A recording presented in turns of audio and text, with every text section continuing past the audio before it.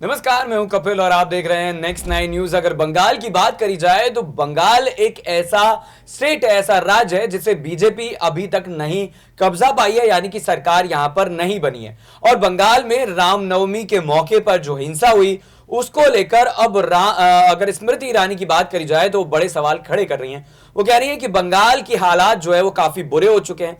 अगर कानून की बात करी जाए तो यहां पर कानून व्यवस्था चरमरा चुकी है और ऐसे में ममता बनर्जी को उन्होंने घेरा है। अब आपको बता दें कि ममता बनर्जी ने कुछ दिन पहले मोदी सरकार पर हमला बोला था। हालांकि ममता बनर्जी काफी समय से चुप चुप नजर आ रही थी।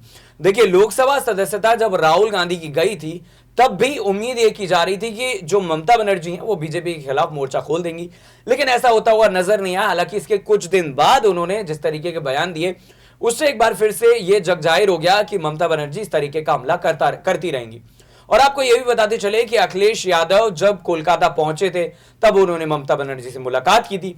यानी कि अखिलेश यादव और ममता बनर्जी जो है वो आने वाले चुनाव में एक साथ लड़ते हुए नजर आ सकते हैं। और माना जा सकता है कि जिस तरीके से अखिलेश यादव हमलावर है वैसे ही ममता बनर्जी भी रहेंगी और कहीं ना कहीं एक समझौते के तहत ऐसी बातें हुई होंगी। लेकिन रामनवमी पर जो दंगा हुआ, जो फसाद हुआ है बंगाल में, उसको लेकर अब सवाल उठ रहे हैं। तो क्या गृह मंत्री अमित शाह इसको लेकर संज्ञान लेंगे? और अगर जनता की बात करी जाए तो आने वाले चुनाव में क्या जनता जो है वो बीजेपी की तरफ जाती हुई दिखेगी? क्योंकि जब राज्य के चुनाव थे, यानी कि विधानसभा के चुनाव थे बंगाल में, तब यह माना जा रहा था कि बीजेपी की सरकार बन सकती है, लेकिन सरकार नहीं बनी। और चुनाव प्रचार के दौरान जब कार्यकर्ता बीजेपी के तमाम जगह जगह पर गए तो उनके ऊपर जानलेवा हमला हुआ और कई लोगों को अपनी जान भी गंवानी पड़ी थी।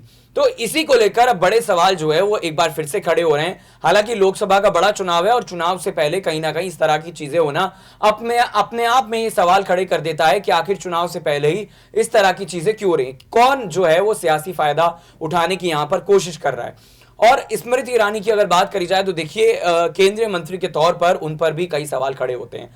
उत्तर प्रदेश की अगर बात करी जाए तो अमेठी से वो सांसद हैं और ये अब कहीं ना कहीं चर्चाएं तेज हो चुकी हैं कि क्या राहुल गांधी बनाम जो स्मृति ईरानी का जो लड़ाई थी वो प्रियंका बनाम स्मृति की होती हुई नजर आएगी, क्योंकि राहुल गांधी तो चुनाव लड़ेंगे नहीं।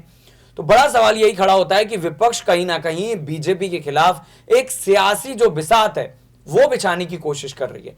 तो इसको लेकर आपका क्या सोचना है कि जो स्मृति ईरानी लगातार जो समाजवादी पार्टी थी उस पर हमलावर नजर आ रही थी, कांग्रेस पर हमलावर नजर आ रही थी, अब चुनाव से पहले कहीं ना कहीं वो चाहती हैं कि वो चर्चा में रहें, क्योंकि अगर चर्चा में नहीं रहेंगी तो हो सकता है कि उनका कद और पद छोटा हो जाए।